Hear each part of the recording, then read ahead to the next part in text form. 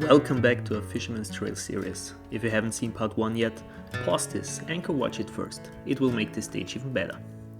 If you're already up to speed, let's step straight into the wettest day of the journey. And just to clarify, everything you're seeing here was filmed before the severe flooding hit this region. Good morning. Today's goal is Udezeish. I think the rain already stopped, as predicted. The sea is wild. We will get wet today, I guess, but the forecast a couple of days ago was way worse. I got the feeling today is gonna be adventurous. We started the morning the Portuguese way, with a fresh pastel de nata, handmade by a lovely old lady who probably wakes up earlier than most hikers ever will. It had rained heavily the night before. And when I say puddles, I mean lakes. Parts of the trail looked more like a shallow lagoon system. Tiny tricklets had turned into proper streams rushing downhill toward the Atlantic like they had somewhere urgent to be.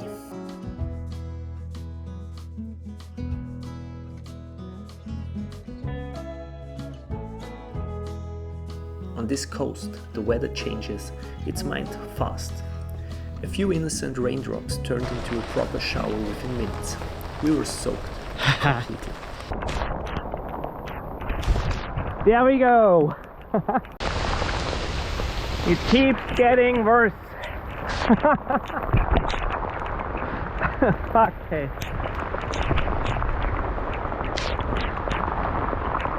But just as quickly as it started, it stopped again. The wind, brutal but useful, dried the clothes almost as fast as the rain drenched them. So today is a rather wild day. We're hiking a lot through these still invasive forests of acacias. The wind is crazy, the ocean is wild, from time to time it's rainy. Right now we are approaching another section of dark clouds, so probably it will rain soon again. And now you will see, as soon as I leave the forest, it will be very windy. Whee! Keeping your feet dry though, impossible.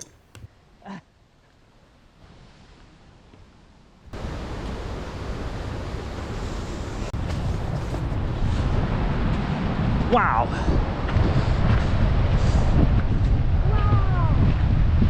Woo-hoo!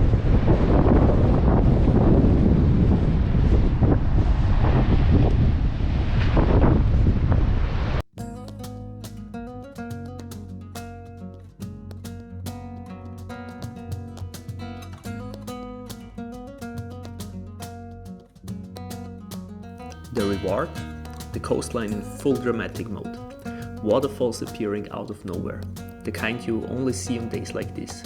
Temporary, wild, powerful.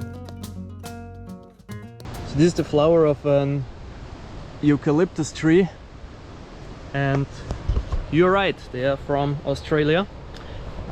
They were brought to Europe and especially here in Portugal for their wood, because they are used in the paper industry and sometimes as building material as well. But they're highly invasive, so they are a huge problem. But earlier I talked about the Mossy Earth video about the Mara River, and again, to not use so much time in a rage about invasive plants and humanity as a whole, I'd recommend you, if you're interested into this, check out this video. It's a great explanation, and Mossy Earth overall is a great thing to support, so check that out.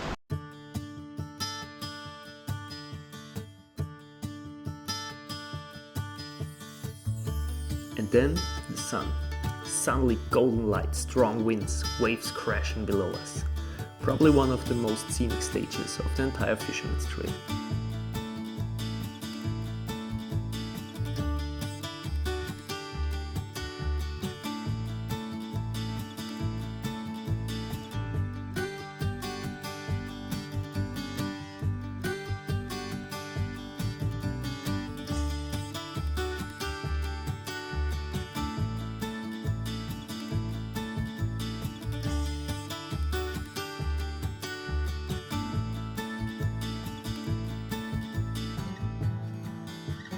We also spotted more cliff nesting white storks. It all started here in the Alentejo region, but today they nest along a large part of Portugal's southwestern coast. Interestingly, many of them no longer migrate. Milder winters linked to climate change have made staying here year-round possible.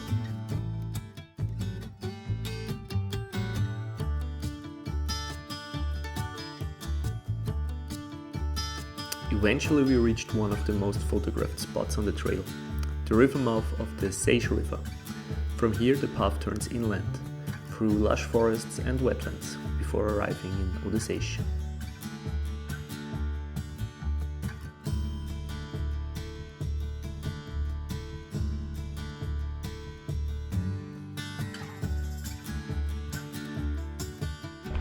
So we are nearly done with today's stage. And look how beautiful the weather has been now. This river is called Seix, and it's also the border between the Portuguese districts or regions, Alentejo on this side and the famous and touristy Algarve. It's quite interesting. As soon as we walk a few kilometers inland, the flora and fauna is changing a lot.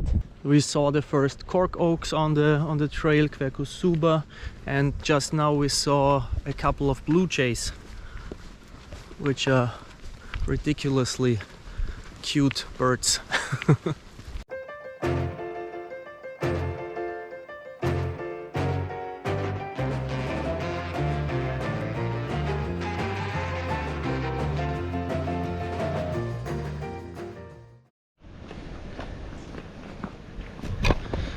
Okay, good morning guys. It's in the middle of the night and we started the tour. A lot of things happened. Why we are starting in the middle of the night? Anna has a job interview and we have to be at the next accommodation for her to do the job interview. That's why we're starting in the middle of the night. It's actually not in the middle of the night, it's nearly 7, but it's still dark, it's January. Next thing is, apparently my GoPro is kind of damaged. I think it got too wet. What else happened? We have a coffee to go. We have a lunchbox with us.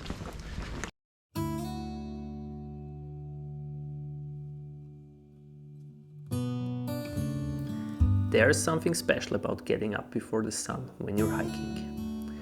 Watching nature wake up, seabirds still sleepy on the cliffs, that soft early light, the sun rising behind the cork oaks. For me, this was one of the absolute highlights of the trail.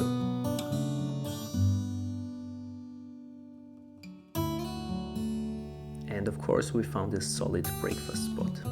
Priorities.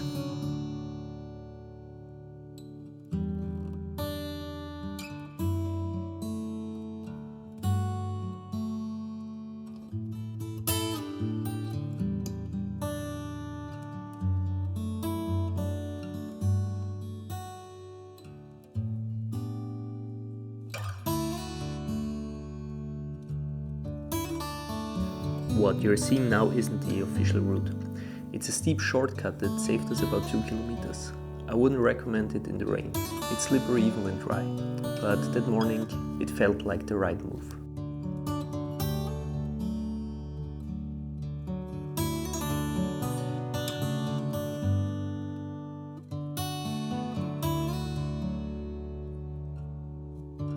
As we're walking through some rural landscape now, we are passing some houses, and actually on the first house we met, we're not sure what his name was, but probably Hermano, so the Herman. Super nice guy. He is 86 years old, farmer. That's his house. He was very interested in what we're doing. Aperto.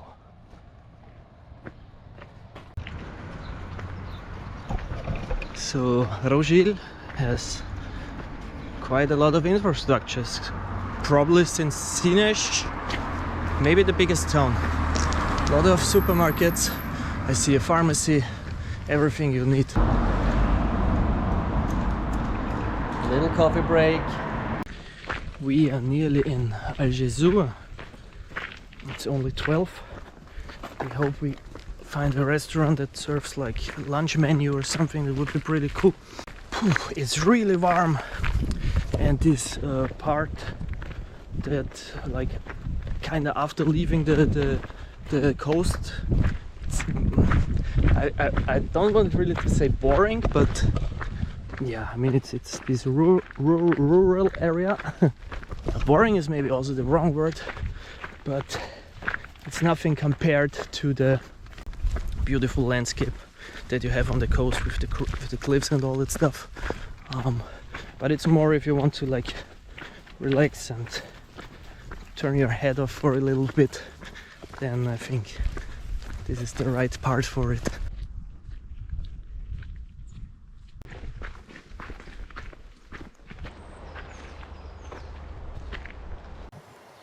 Steht auf.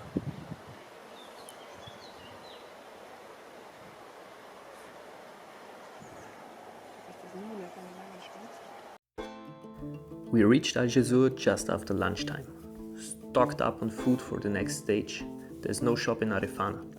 And in the evening we climbed up to the old castle overlooking the town. The castle of Algesur was originally built by the Moors in the 10th century, before being captured during the Reconquista in 1249. Its layout still reflects Islamic military architecture. Two main towers connected by defensive walls, perfectly adapted to the hilltop terrain. Excavations even uncovered Bronze Age remains, proving this spot has been strategically important for thousands of years. Today it's a protected natural monument, and the views over the countryside and river valley are worth the climb alone. This is day 6, and we're just walking through the old town of Algesur, and we're on the way to Arifana or Arifana beach.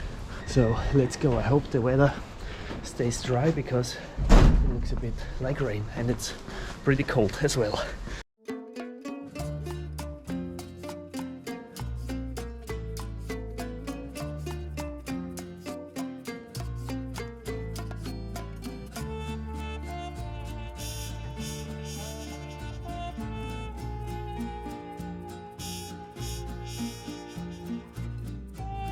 This stage began with a road section, not the most exciting part of the Fisherman's Trail, but instead of complaining, we turned it into a roadside botany session. Sometimes the interesting stuff grows exactly where you don't expect it, and honestly, we were just happy to return to the coast, because that's what we came for.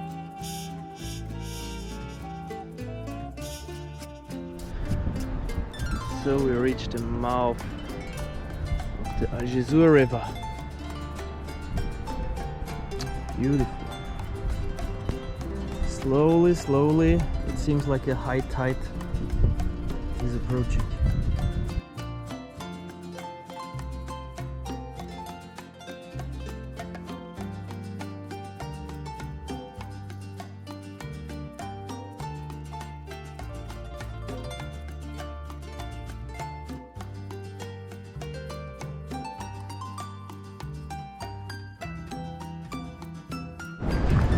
So we wanted to have coffee in this nice little fishing town, but all are closed for the season except one, and this one opens just in an hour or something.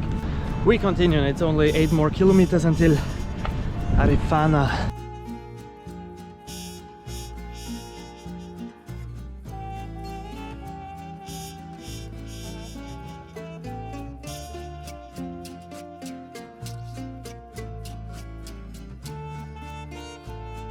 Today we slowed down a bit, took more time for the flora, and also witnessed one of those simple but powerful moments in life. The next stork generation seems secured.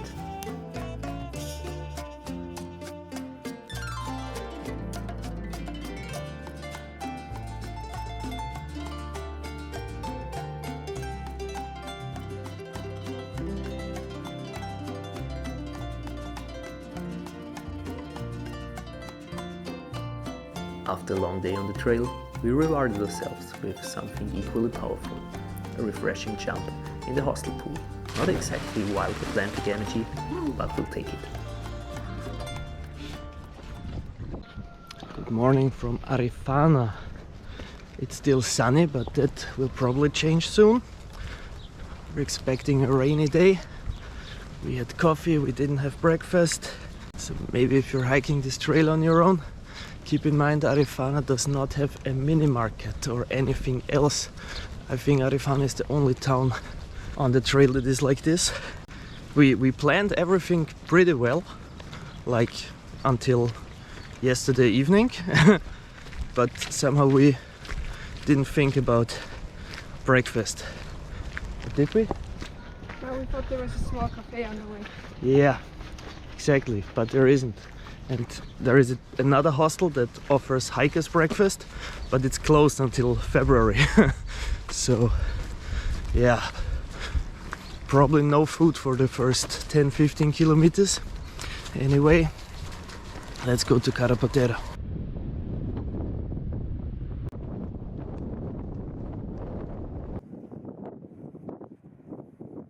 So sorry, but today I'm not filming that much because there's a shitload of rain. There are a couple of intense showers coming from time to time, then it's a little dry like now. But overall a very wet and cold day. It's very cold actually. Something interesting that you missed was a river crossing, because the river was so swollen from the rain. It was not so fun. You could either wade through the water or go through the jungle. I did that and cut open my legs, so don't recommend that. Well, yeah, we are about 9 kilometers now to Carapateira. Looking forward for some good food and a hot shower.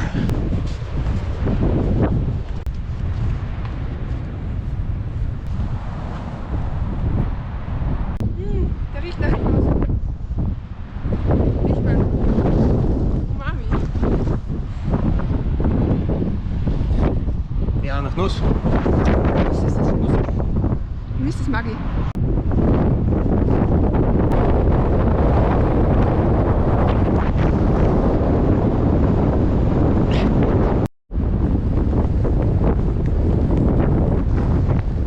Apparently this is already, I hope you can hear me, apparently this is already Carapateira.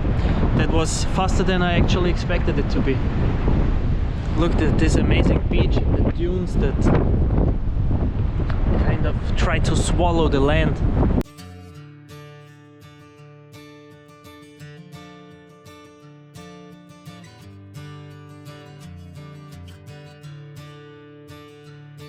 The end of this stage, pure fun. I love dunes. There's such a unique ecosystem, constantly shifting, shaped by wind, fragile but resilient at the same time. And with the strong wind and rough weather, crossing them felt properly epic. Sand blasting into your legs, wind pushing against every step. The kind of conditions that make you feel very small and very alive. But we weren't done yet. So we got across this river now somehow, and there was a guy carrying his girlfriend across the river, and he was like balls deep into the water, kind of. We will see. We'll probably get very wet, and it just starts to rain. Fuck me. Okay. So I was thinking about this day, and I thought really boring day, but the last stretch was actually really fun.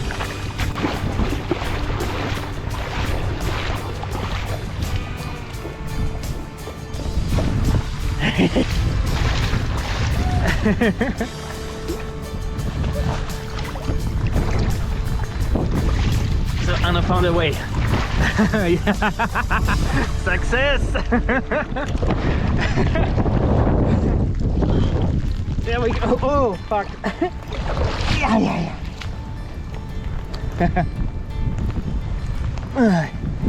Oh god. So we made it.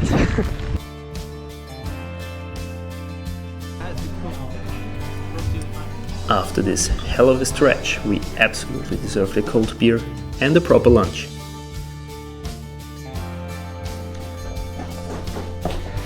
Well, everything is wet, but we're trying to dry it until tomorrow. What an adventurous day! And that's it for part 2 of a Fisherman's Trail journey in Portugal. Make sure to subscribe so you don't miss the final part, where the weather shifts again and the landscape changes dramatically as we approach the southwesternmost point of continental Europe. Thanks for being part of this adventure. See you on the next stage. Bye.